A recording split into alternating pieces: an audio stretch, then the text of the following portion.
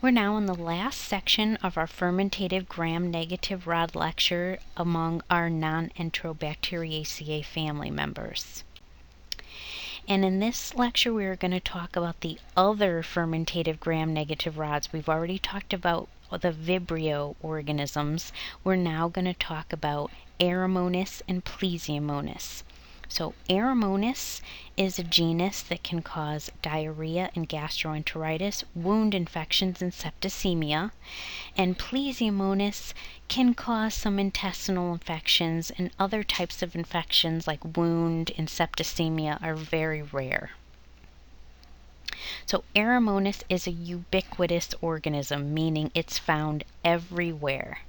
It is found in worldwide marine environments, and it has a very wide temperature range. It can grow at 4 degrees Celsius and up to 42 degrees Celsius. Again, it's oxidase positive, so it allows you to separate Aeromonas from any of the Enterobacteriaceae family members, because Enterobacteriaceae are oxidase negative. It ferments glucose just like the Enterobacteriaceae members do, so that oxidase reaction is key. It can cause a diverse spectrum of diseases, and it can infect humans as well as animals. There are 13 species, 7 of which are associated with human infections, and usually infections have a seasonal pattern. So you're going to see an increase in Aeromonas infections between May through October, so in those warm summer months. This is a motile organism with a single polar flagellum. And there are 2 different classifications. So there are 2 groups of Aeromonas. There's the Aeromonas hydrophila complex, which grows very well at body temperature and is motile. And then there's the psychrophilic group. Remember, psychro, cold, phile, loving. This is Aeromonas salmonacida, and this is a fish pathogen. So since this is a fish pathogen, we're not going to focus on it. We're going to focus on the Aeromonas hydrophila complex. So Aeromonas hydrophila complex, these cause intestinal infections, usually involving some sort of water exposure, can be consumption of raw seafood, maybe fresh produce that has been washed with contaminated water, and possibly dairy products. You get an acute diarrhea accompanied by vomiting. The diarrhea may contain blood and mucus, similar to a dysentery, can be chronic. So this type of infection can last more than 10 days, and it is somewhat similar to cholera and is one of the causes of traveler's diarrhea.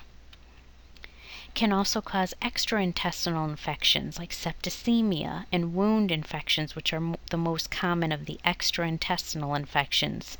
Wound infections, like with your Vibrio vulnificus and Vibrio parahemolyticus, usually involve some sort of trauma in the water, so cutting yourself while you're in contaminated water.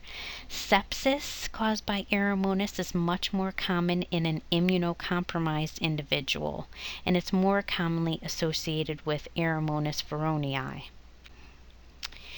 In the laboratory, Aeromonas will grow on most media types.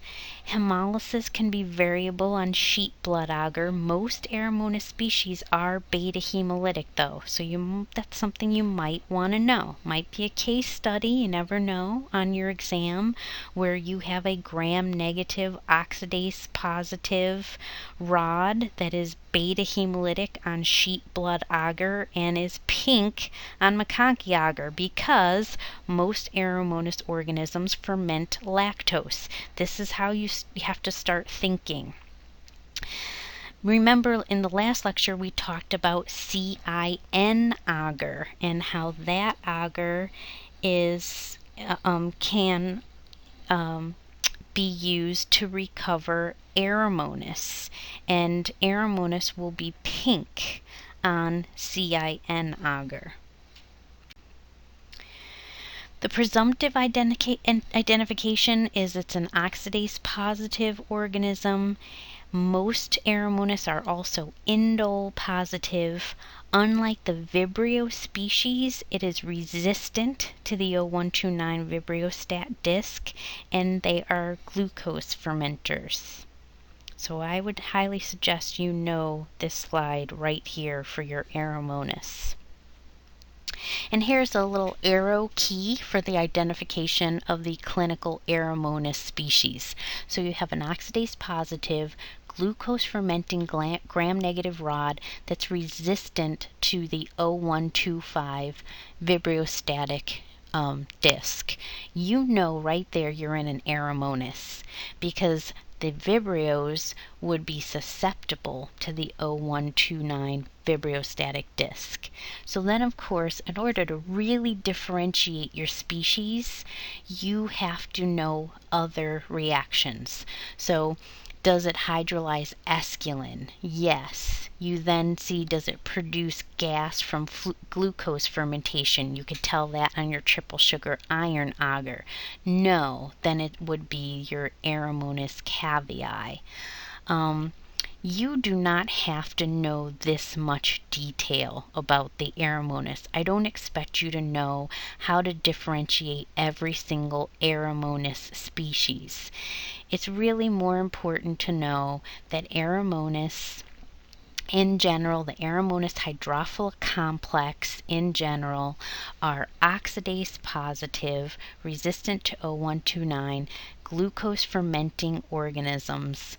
And that allows you to differentiate your Aeromonas from your Vibrio, from your Enterobacteriaceae members. So here's another one of these cute little writings. Hi, I'm Aeromonas hydrophila. You've met my friends, the Vibrios, already. We're all gram-negative, oxidase positive fermenters, and we all like to hang out in water.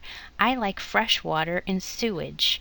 When I get into water wounds, I cause cellulitis. Sometimes I can cause diarrhea. The last organism we're going to discuss in this fermentative gram-negative rod lecture is Plesiomonas. Again, it's oxidase positive, of course, because it is not an Enterobacteriaceae member. Like the Enterobacteriaceae members and like Aeromonas, Plesiomonas ferments glucose. It is facultative, just like Vibrio and Aeromonas. It is motile, just like Vibrio and Aeromonas. And Plesiomonas shigelloides is the only organism that we will discuss. So it's found in soil and water. It is not tolerant to sodium chloride. So that's going to be allow you to differentiate Plesiomonas from, let's say, some of your Vibrio species. It has a minimal growth temperature of 8 degrees. It's usually found in fresh water in tropical and subtropical areas and is widely distributed in animals. It can cause gastrointestinal infections, causes a self-limiting diarrhea with fever and possibly vomiting, not always, with abdominal pain. And usually it's transmitted through ingestion of contaminated water or food. And it causes 3 clinical disease types. One is a watery diarrhea. Another is a subacute or chronic disease that can last 2 weeks and up to 3 months. And it can also cause an invasive dysentery-like illness that resembles colitis. It can also cause extraintestinal infections. Usually it's an occupational hazard. Veterinarians, zookeepers, fish handlers, triathletes that have to do a swimming, or anybody involved in any water sports. And the extraintestinal infections commonly include bacteremia, and it can get as serious as meningitis, especially in immunocompromised individuals. In the lab, Plesiomonas, like Aeromonas and Vibrio, grows on your typical routine laboratory media. Aeromonas is usually beta hemolytic, whereas Plesiomonas is non-hemolytic. That's a key differentiating factor. Plesiomonas ferments lactose, just like Vibrio vulnificus ferments lactose. Some strains are inhibited by the EMB agar or McConkey agar, but most will grow on McConkey agar. It is sensitive to the O129 disc. Another way you can differentiate Aeromonas from Plesiomonas. Aeromonas is resistant to O129. Vibrio and Plesiomonas are sensitive to O129, and Plesiomonas ferments inositol. So here's a little flow chart. Your oxidase positive, gram negative rods. If you have a catalase negative organism that pits the agar and has an odor of bleach, it would be an Eikenella organism. Remember Eikenella we talked about in the HASEC group? If it's catalase positive, you want to look at some other tests. Is it indole positive and can grow in 3 to 6% salt? Then it would be likely a Vibrionaceae family. If it's indole negative, then you want to see, does it not ferment any type of sugars? Is it indole positive? Is it, so you have to really start pulling everything together. We've been talking about a lot of gram-negative rods now. We have our fastidious gram-negative rods. We have our Enterobacteriaceae. We have these fermentative gram-negative rods that are not Enterobacteriaceae. And the next lecture we are going to talk about the non-fermentative gram-negative rods. A lot of these organisms cause similar disease, diarrhea, gastrointestinal infections, bacteremia. So the only way to differentiate them sometimes, and most of the time, is through these biochemical reactions. So the sooner you can memorize these reactions, the key reactions, you don't have to memorize every single solitary little reaction possible. Some of the textbooks have these massive charts that are pages long. I wouldn't expect anyone to memorize those. I'm trying to give you the very key reactions that will allow you to differentiate one organism from another organism, or one species from another species. So however you need to do that, try to memorize as much as you can and start pulling all of the pieces together from all of the lectures instead of fragmenting them into one lecture and then the next lecture. So these flow charts are a really good way to do that.